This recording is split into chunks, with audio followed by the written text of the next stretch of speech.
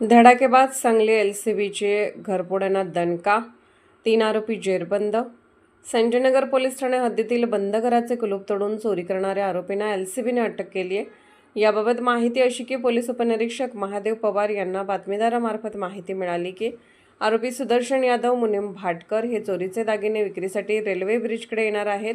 यावेळी सापळा रचून दोघांना ताब्यात घेतले. चौकशीत त्यांनी साथीदार मेघनाथ हिरालाम साहू यांच्यासह बंद घरात चोरी केल्याचे कबूल केले व यांच्याकडून 23 ग्रॅम सोन्याचे दागिने, रोख रक्कम हस्तगत करण्यात आली. ही कारवाई पोलीस अधीक्षक तुषार दोशी, अपर पोलीस अधीक्षक कल्पना बारवकर यांच्या मार्गदर्शनाखाली पोलीस निरीक्षक संजीव झाडे, पोलीस उपनिरीक्षक Mahadev Pawar, police head constable Sandeep Patil, Prakash Patil, Atul Mane, Amol Yedale, Shridhar Bagadi व पथकाने केली. यामुळे सांगली परिसरात गुन्हेगारांचे धाबे दणाणले आहेत.